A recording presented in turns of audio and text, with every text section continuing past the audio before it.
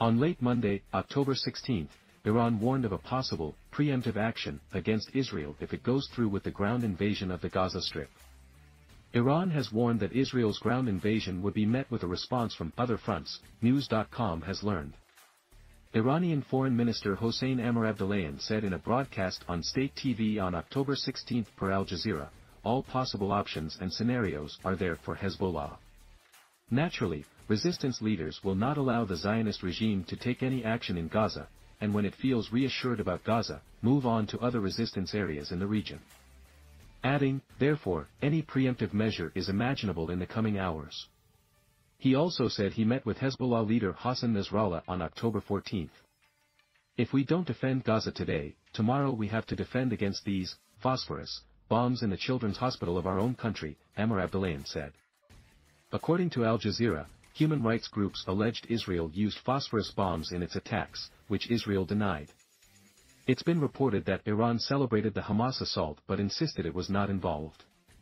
The Israel Defense Forces, IDF, announced on Friday, October 13, that they launched localized raids in the Gaza Strip using infantry forces and tanks in order to clear the area of potential terrorists and locate missing Israelis, possibly in preparation for a full-scale ground invasion. Rear ADM Daniel Hagari, a spokesperson for the IDF, told the Times of Israel that armored and infantry forces carried out searches and thwarted anti-tank guided missile squads that intended to infiltrate into Israeli territory. The forces located findings that may help in the effort to locate the missing. We will continue to make every effort to find every detail about the missing and hostages, the admiral said. Iran's warning has raised concerns that Israel's full-scale ground invasion in Gaza could result in a more significant conflict involving other countries.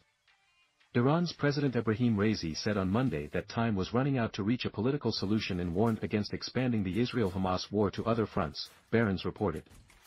Israel declared war on the Palestinian militant group Hamas after the latter broke through the heavily militarized border around the Gaza Strip on October 7. They killed more than 1,400 people, most of whom were civilians, and abducted 150 hostages. In retaliation, Israel unleashed the most devastating airstrikes in the history of the Israel-Palestine conflict upon the Gaza enclave. Gaza's health ministry said that Israel's retaliatory strikes had killed at least 770 people, including 140 children, and wounded more than 4,000. Hamas claims some hostages died in Israeli airstrikes, but that has not been independently verified, according to the New York Times. News.com recently reported that top-secret documents were leaked regarding Hamas' plan of attack. It revealed the disturbing plot by Hamas to target elementary schools and the youth center in the Israeli kibbutz of Kfar Saad, along with the strategy to kill as many people as possible, seize hostages, and move them into the Gaza Strip.